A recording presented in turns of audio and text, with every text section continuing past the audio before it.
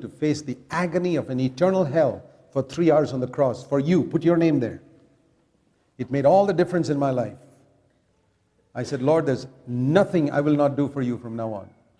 Anything you ask of me, I'm willing to sacrifice anything because I saw what you did for me in Gethsemane. I'm surprised that Christians are so reluctant, who have this minimum attitude to the Christian life. What is the minimum I must do to go to heaven? I'm not interested. What is the maximum I can do in this one earthly life for one who gave his life for me? That's what I'm interested to find out.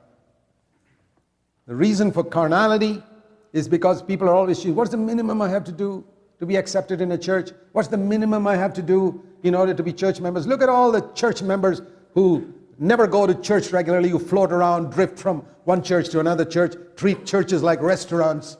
I like the food here today. I'll go for Thai food tomorrow, Japanese food the other day. That's restaurants. The church is not a restaurant, it's a family. You got to be committed. My children grew up and they ate. Whether the food was good or bad, they ate there. It was a home, it was not a restaurant. But where do you find churches like that today? Where do you find Christians like that who are committed? Very rare. Because people are playing the fool with God. What is the minimum I must do to be accepted in this church? What is the minimum I must do and go to heaven? I tell you, people who have that attitude, the chances are they'll finally end up in hell. It's an absolute insult. It's like a wife saying, what's the minimum I have to do in order to be your wife? Am I allowed to fool around with other men once in a while? What's the minimum I have to do? What type of marriage will that be? If a woman's attitude is, what's the minimum I have to do to please my husband? It's not going to be a healthy marriage, I can say that from day one. And that's the reason why many Christians don't have a satisfying relationship with Jesus Christ. Most Christians, if you were to ask them honestly, tell me honestly, do you have a satisfying relationship with Jesus Christ? The answer would be no, from more than 90% of born-again believers.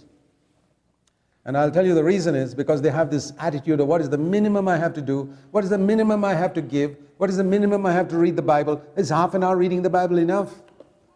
It's always, what is the minimum? What is the minimum? What's the minimum? But when they go out into the world, their attitude is, what is the maximum amount of money I can make? What is the maximum amount of pleasure I can get? Well, no wonder such people are worldly. Now, if someone were to take that same attitude into Christianity, he would be a radical, wholehearted Christian.